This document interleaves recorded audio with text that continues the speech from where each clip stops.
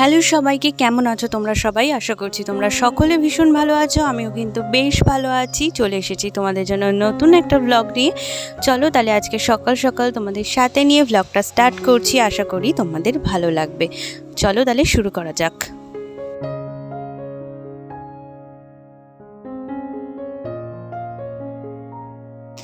আজকে শরীরটা খুব একটা ভালো না। আজকে নয়, বেশ কয়েকদিন ধরেই শরীরটা ভালো যাচ্ছে না, কিন্তু আজ একটু বেশিই খারাপ। এই মামামের সাথেই এখন 9টার সময় ঘুম থেকে উঠলাম। তো শরীরটা এত খারাপ লাগছে, সকালবেলায় মানে মাথা তুলতে পারছি না, মাথা এত ঘুরছিল আর কি। তো কোনো রকম উঠলাম, কারণ আমি না উঠলে তো মামামকে কে দেখবে? কাজগুলো নয় বাড়ির সবাই করে দেবে, কিন্তু মামামের তো খুব দুষ্টু, ও তো কারোর কাছে প্যান্ট পর্যন্ত পরতে চায় না, তো খাওয়া দাওয়া তো দূরের কথা, তাই আমাকেই উঠতে হয়। তা মুখ চোখ দেখে কি তোমরা বুঝতে পারছো যে শরীরটা একটু খারাপ? শরীরটা বেশ খারাপ হয়েছে কিন্তু। তো এখন এই যে উঠলাম, উঠে এই যে বসে চা খাচ্ছি, এখনও বিছনাও তোলেনি। মানে শরীরটা এত খারাপ লাগছে, মনে হচ্ছে আমি বিছনায় আবারও শুয়ে পড়ি। মানে মেয়েদের কত রকম ফেস দিয়ে যেতে হয়। তো চলো তাহলে আস্তে আস্তে বিছনাপাটি তুলি। আর আমি ভালো করে দেখছি ক্যামেরাটা ঠিক জায়গায় বসানো হয়েছে নাকি, তাই দুবার তাকিয়ে নিলাম। যাই হোক, তো বিছনাটা তাড়াতাড়ি তুলে তারপরে যাই, দেখি কি কাজ আমার জন্য রয়েছে। আমার ননদিনী থাকতে আর আমার শরীর খারাপ হলে যে কোনো কাজ করতে হবে তা কিন্তু হয় না। এই দিক দিয়ে কিন্তু খুব ভাগ্য করে মানে পেয়েছি বলতে পারো। হ্যাঁ, কিছুটা কি বলো তো, মানুষ ভালো মন্দ মিশেই থাকে, কিন্তু ভালোর দিকটা বেশি চোখে পড়াটাই ভালো, খারাপের দিকটা কম চোখে পড়াটাই কিন্তু ভালো সংসারের ক্ষেত্রে আমি মনে করি। আস্তে আস্তে শিখেছি, আমি কিন্তু এত পাকা গিন্নি নই, কিন্তু আস্তে আস্তে বুঝতে পারি যে কোন জিনিসটা দিলে বা করলে ভালো হবে, কোন জিনিসটা না করলে ভালো হবে, সেটা কিন্তু আস্তে আস্তে বুঝতে পারি। আর যখন কি বলো তো, ভালোবাসা দিই তখন কিন্তু ভালোবাসা ঠিকই পাই। আমি যদি কাউকে ভালোই না বাসি, তার কাছ থেকে কি কখনো ভালোবাসা পাবো? সেটাও কিন্তু হয় না, তাই না? তাই ভালোবাসি বলে মানুষগুলো আমাকেও কিন্তু বড্ড ভালোবাসে।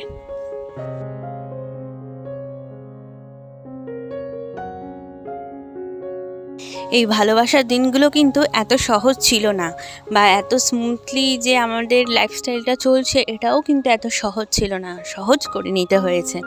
সব কিছুতেই কমপ্লিকেশন ছিল, সব কিছুতেই অসামান্য ছিল, মানে বোঝাপড়ার ভুল ছিল, কিন্তু আস্তে আস্তে ঠিক হয়ে গেছে। যখন মানে এটা সবাই বুঝতে পেরেছে যে যে মানুষটা তো ভালো, মানুষটা তো করছে, ভালোবাসছে, দেখছে, তখন অটোমেটিকই অন্য মানুষগুলোরও কিন্তু ভাবনা চিন্তা এবং তাদের ভালোবাসারও পরিবর্তন হবেই। তো সেটাই হয়েছে।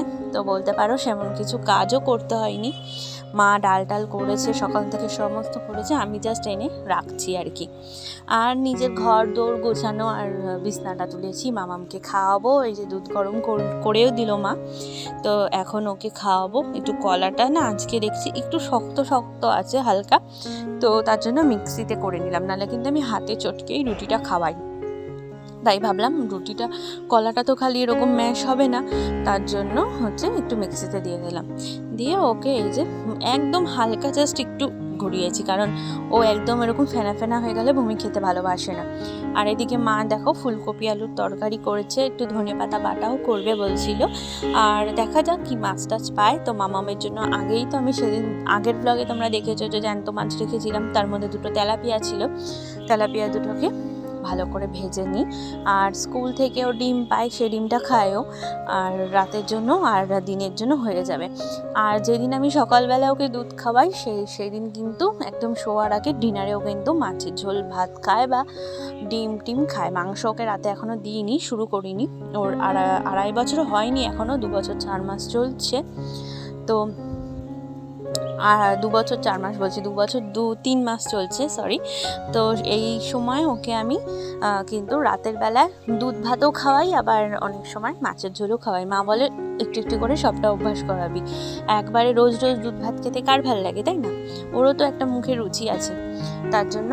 আর পাস্তা সসটা যেটা ছিল না, সেটা তো মানে আমি সেটাতে তো আমি কোনো মানে মশলাটা দিইনি, মানে খালি নুন দিয়েছিলাম, এছাড়া কিন্তু কোনো রকম মশলা দিইনি। আর এর মধ্যে গাজর টাজর ছিল, তাই ওইটা একটুখানি এই মাছের ঝোলের মধ্যে দিয়ে দিলাম, দিয়ে জাস্ট কালারটা আসার জন্য। আর সেমন কিছু সবজি দিইনি, পেঁপে দিয়েছি আর হচ্ছে সজনা ফুল দিয়েছি, কারণ জ্যান্ত মাছ সজনা ফুল দিয়ে খাওয়া কিন্তু ভীষণ উপকারী। আর আমি সবসময় চেষ্টা করি ওকে সজনা ফুল দিয়েই ঝোল করে দিতে যতদিন ফুলটা পাওয়া যায়। আর ব্যাস এই যে ভালো করে দেখো কষিয়ে নিলাম মশলাটাকে। ওর রান্নাও কিন্তু আমি এই ছেঁড়াবেড়া করে করি না, ও একদম পছন্দ করবে না, খাবেও না একটুও ভাত, প্রথম থেকেই মুখ থেকে ফেলে দেবে যদি স্বাদ না হয়েছে মাছের ঝোল। তো ভালো করে মাছের ঝোলটা ফুটিয়ে নামিয়ে নিয়েছি। আর এই দেখো আমার ননদ এই যে সব গ্যাস ট্যাস মুছে বাসন টাসন মেজে সমস্ত কিছু পরিষ্কার করে দিয়েছে। আর ওদিকে তো মাও রান্না করে রেখেছে, এখন মা গেছে উনুন বানাবে। মাছ রেখেছে আজকে ট্যাংরা মাছ, কিন্তু ট্যাংরা মাছটা আজকে করবে না, কারণ উনুন বানাতে হবে। আমার হাত থেকে তো উনুনটা ভেঙে গেছে, তোমরা আগের ব্লগে দেখেইছো, 2-3 দিন আগের ব্লগে হয়তো দেখেছো। তো তার জন্য। আর এইদিকে দেখো আমি কটা সুপারি চারা লাগাবো, বাবা পেছনে লাগিয়ে দেবে, কারণ পেছনের এর জঙ্গলগুলোকে পরিষ্কার করে তারপর সুপারি চারাগুলো লাগিয়ে দেবে, নালে না এর শিকড়গুলো শক্ত হয়ে যাচ্ছে আর তোলা যাচ্ছে না। আমি কি কষ্ট করে খুরপিটা দিয়ে 2-4টে চারা আর কি তুলেছি, আর পাচ্ছি না, মানে শাবল ছাড়া তোলা যাচ্ছে না, এমন অবস্থা এঁটে আছে শিকড়গুলো। খুব তাড়াতাড়ি কিন্তু এর শিকড় বেড়ে যায় আর মাটিকে আঁকড়ে ধরে একদম। তো আর চারাগুলো লাগাতেও হবে, কারণ পাশেই মা উনুন করছে, চারাগুলো একদম তাপে নষ্ট হয়ে যাবে, চারাগুলোর ব্যবস্থা এর মধ্যেই করতে হবে। তার জন্য বাবা আর আমি এখন কয়েকটা চারা লাগাবো, আর মাও কিছুটা হেল্প করবে, তারপরে উনুন বানাবে যতটা পারা যাক আজকে লাগানো যায়। তো আমি 4-5টা চারা তুললাম, খুব কষ্ট হলো তুলতে, কারণ ভীষণ শক্ত। আর ওদিকে মা উনুন করছে। আমি তো অনেক চেষ্টা করলাম, ইউটিউবেও অনেক দেখলাম উনুন কীভাবে বানায়, কিন্তু আমি পারলাম না, সব কিছু সবার দ্বারা হয় না, তাই না? তো আমার দ্বারাই হলো না আর কি। তো এখন ভাবছি যে থাক মাই বানাক, আর বাড়িতে একটা উনুন আছে আমার বাপের বাড়ি, তো সেটা ভাবছি এনে নেব, কারণ আমার মা তো রান্না করে না, কাঠকুটো নেই, মা পরে বললে আমি একটা বানিয়ে নেবো, মা পারে উনুন বানাতে।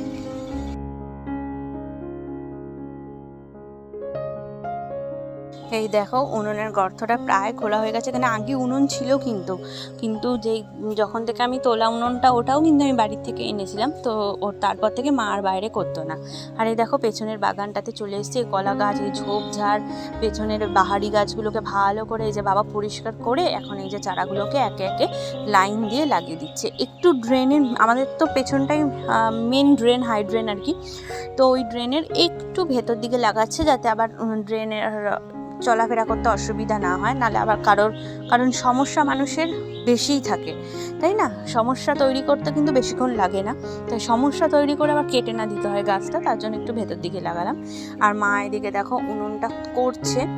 আর আজকে সারাদিনটা তেমন কিছু না, ভূমির খালি কাজই করেছি, এছাড়া তেমন কিছু করতে হয়নি, মানে ভালোই গেল আর কি, একটু রেস্টও নিলাম। তো মা এখানে উনুনটা বানাচ্ছে, তোমাদের সাথেও শেয়ার করলাম। এই উনুনে এখন কদিন রান্না করবে, আর কি বলো তো, একটু ভালো কাঠকুটো হলে তোলা উনুনে রান্না করা যায়, আর এদিক সেদিক মানে একটু বড় কাঠকুটো থাকলে না এই উনুনই ভালো, এই জন্য এটাও মা বানিয়ে রাখলো, বললো ওইটা তো আনবেই জানি, কিন্তু এটাও বানিয়ে রাখলাম। তো মা শরীর খারাপের কথা শুনে বাড়ি যাওয়ার কথা বলছিল, আমি বললাম বাড়ি কিসের জন্য যাব, যদি এখানে রেস্ট না পেতাম তখন বাড়ি যেতাম, কিন্তু এখানে তো রেস্ট পাচ্ছি, তা বেকার আবার মেয়েকে টানতে টানতে মেঘলা ওয়েদারের মধ্যে কেন যাব, তাই আর গেলাম না। যেখানে রেস্ট তো শ্বশুর বাড়িতেই পাচ্ছি, তাই বাপের বাড়িও যাওয়ার প্রয়োজন নেই। যাক, তো ভালোই হলো। চলো আজকের ব্লগটা এই পর্যন্তই, আশা করি তোমাদের যদি ব্লগটা ভালো লেগে তাহলে অবশ্যই কিন্তু চ্যানেলটা সাবস্ক্রাইব করো, ভিডিওটা লাইক করো। তোমরা ভালো থেকো, সুস্থ থেকো। অন্য একটা ব্লগে তোমাদের সাথে খুব তাড়াতাড়ি দেখা হচ্ছে। ব্লগটা কেমন লাগলো অবশ্যই কিন্তু জানিও, আর ব্লগের সবথেকে কোন বিষয়টা ভালো লাগলো সেটাও জানিও, আর কি খারাপ লাগলো সেটাও কিন্তু জানিও। চলো বাই বাই।